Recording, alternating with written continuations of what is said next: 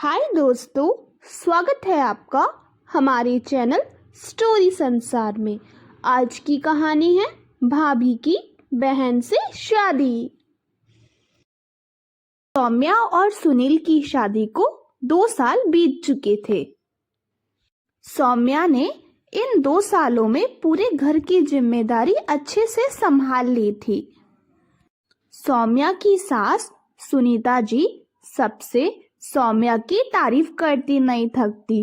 वो सबको बोलती, मेरी बहू बहुत अच्छी है, उसने पूरे घर की जिम्मेदारी अपने हाथ में ले ली है और मुझे कुछ भी नहीं करने देती। ऐसे ही दिन बीते जा रहे थे। एक दिन सौम्या के देवर मयंक का जन्मदिन था। सौम्या ने बहुत अच्छे से घर की सजावट की। सुनील मयंक से बोलता है, क्या बात है मयंक, आज तो पूरा घर जगमगा रहा है।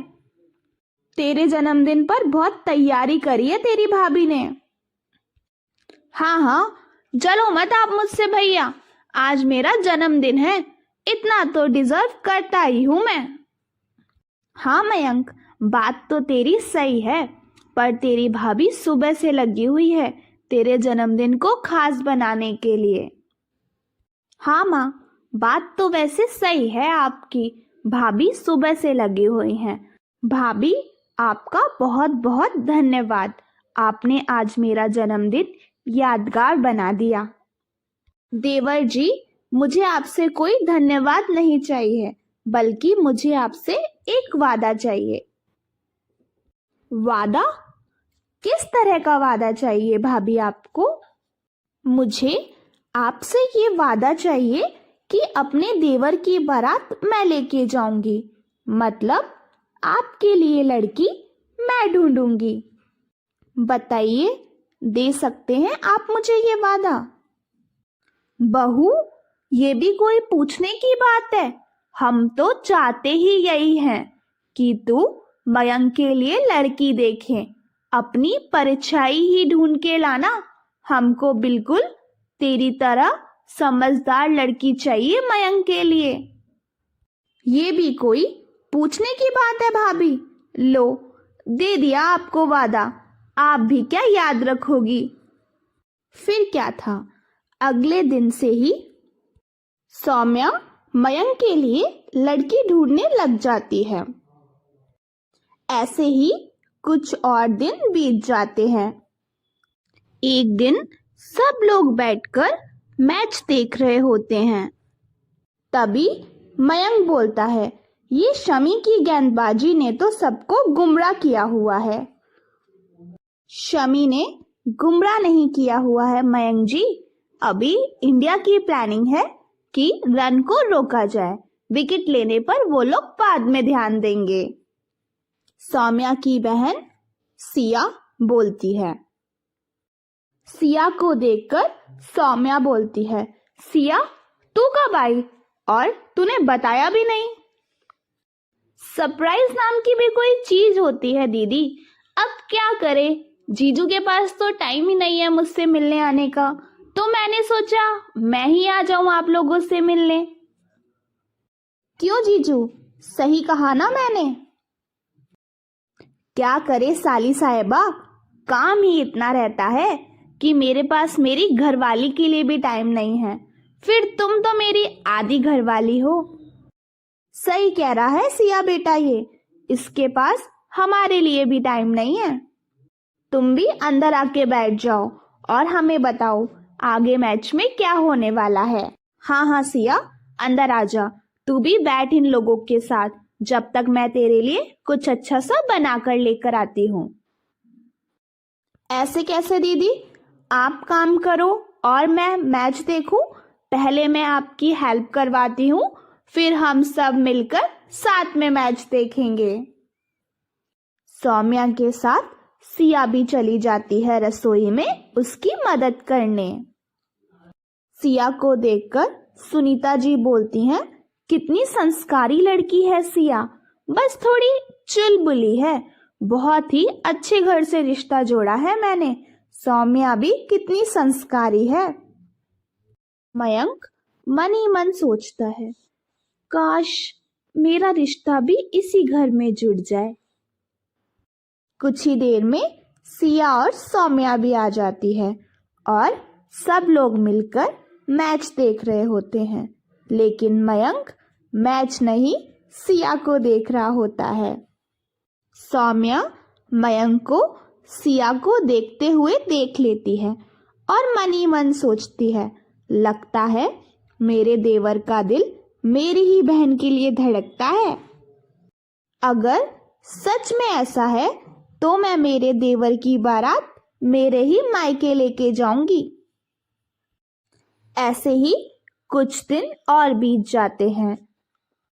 कुछ दिन बाद सिया सौम्या से मिलकर अपने घर चली जाती है। सिया के जाते ही घर में थोड़ा सूनापन छा जाता है। इस पर सुनीता बोलती है, सिया के जाते ही घर में सूनापन आ गया है। तेरी बहन है तो हंसमुख, सबका दिल लगाए रखती है। अगर ऐसी बात है माँ जी, तो क्यों ना मैं सिया को ही इस घर की रौनक बना लूं, मतलब मेरी बहन को ही मेरी देवरानी बना लूं। बहू, तूने तो मेरे मन की बात ही छीन ली। मैं खुद तुझसे इस बारे में बात करना चाहती थी, लेकिन मुझे लगा कहीं तुझे बुरा ना लग जाए।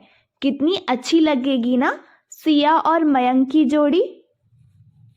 हाँ माँ जी, सही कहा आपने, बहुत अच्छी लगेगी सिया और मयंक की जोड़ी। और सिया के तो भाग ही खुल जाएंगे, उसे आप जैसी सास जो मिलेगी, जो एकदम माँ जैसा प्यार करती है। सौम्या और सुनीता की बातें मयंक चुपके से सुन लेता है और बहुत खुश हो जाता है। मयंक अपने कमरे में आ जाता है और बोलता है, वाह भगवान, क्या भाभी दी है आपने मुझे। भाभी हो तो सौम्या भाभी जैसी, जो बिना बोले ही अपने देवर के दिल का हाल जान लेती है। सौम्या सुनील से भी मयंक और सिया के रिश्ते के लिए बात कर लेती है और सुनील भी मयंक और सिया के रिश्ते के लिए राजी हो जाता है। घर के सब लोग मयंक और सिया की शादी के लिए राजी हो जाते हैं। अगले दिन सुबह सब सिया के घर रिश्ते की बात करने जा ही रहे होते हैं, तभी अचानक सौम्या के फोन पे उसकी माँ का कॉल आता है। सौम्या फोन पे बात करते करते अचानक जोर जोर से रोने लगती है। तभी सुनीता बोलती है, क्या हो गया बहू, तू रो क्यों रही है और फोन पर कौन है? सौम्या बोलती है, मम्मी जी, वो सिया हमारे स्वागत के लिए रसोई में काम कर रही थी, तभी अचानक सिलेंडर लीक हो गया और सिया को काफी चोट आ गई है, वो अभी हॉस्पिटल में है। सौम्या की बात सुनकर मयंक बोलता है, क्या, कैसे हुआ ये सब? जल्दी से हॉस्पिटल चलो। कौन से हॉस्पिटल में है सिया? मयंक सबको हॉस्पिटल लेके आ जाता है। हॉस्पिटल में सिया का ऑपरेशन चल रहा होता है। सिया के माता पिता पहले से ही अस्पताल में होते हैं, वो लोग भी जोर जोर से रो रहे होते हैं। कुछ ही समय बाद डॉक्टर ऑपरेशन थिएटर से आते हैं और बताते हैं कि सिया के फेस पर आग की लपटें नहीं गई हैं, लेकिन उसकी 50% बॉडी जल चुकी है, जिसको रिकवर होने में टाइम लगेगा। ऐसे ही कुछ और दिन बीत जाते हैं। एक दिन सिया बैठे बैठे सोच रही थी, ये सब अचानक क्या हो गया मेरे साथ।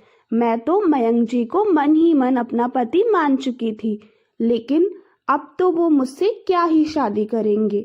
मेरी तो किस्मत ही खराब है। तभी सौम्या, सुनीता और मयंक सिया से मिलने आते हैं। सिया भी अपने जले हुए पार्ट्स को अच्छे से कवर कर कर नीचे आ जाती है। तभी सिया सबके बीच में आकर बैठ जाती है। सुनीता जी सिया से पूछती है, बेटा अब कैसी है तुम्हारी तबीयत? सिया बोलती है, अब ठीक हूँ आंटी जी। घाव भरने लगे हैं, दर्द का एहसास नहीं होता, लेकिन निशान दर्द का एहसास कराई देते हैं और ये याद दिलाते रहते हैं कि अब मेरी जिंदगी पूरी तरह से बदल चुकी है। कुछ नहीं बदला है सिया, इसीलिए आज मैं अपने पूरे परिवार के साथ आई हूँ अपने देवर का रिश्ता लेकर तुम्हारे लिए। तुम बताओ, तुमको ये रिश्ता मंजूर है? क्या आप पागल हैं दीदी? अब मैं वो सिया नहीं रही। क्यों आप अपने देवर मयंक जी की जिंदगी खराब करना चाहती हैं अपनी बहन के मुंह में? मयंक बोलता है, ये फैसला मेरा है सिया। मैंने अपनी भाभी को वादा दिया था कि वो मेरे लिए लड़की ढूंढेंगी, मतलब अपनी देवरानी वो खुद लेके आएंगी, और उन्होंने अपनी देवरानी के रूप में तुम्हें चुना था। मैं तुम पे कोई एहसान नहीं कर रहा हूँ, मैं भी तुमको बहुत पसंद करता हूँ। ये सब सुनकर सिया भावुक हो जाती है और शादी के लिए हाँ कर देती है। और कुछ ही समय बाद सौम्या अपने देवर मयंक की बारात लेकर जाती है अपने मायके में और सिया को अपनी देवरानी बनाकर ले आती है। दोस्तों, आपको हमारी ये कहानी कैसी लगी हमें कमेंट में ज़रूर बताइएगा। साथ ही वीडियो को लाइक और चैनल को सब्सक्राइब भी कीजिएगा। धन्यवाद।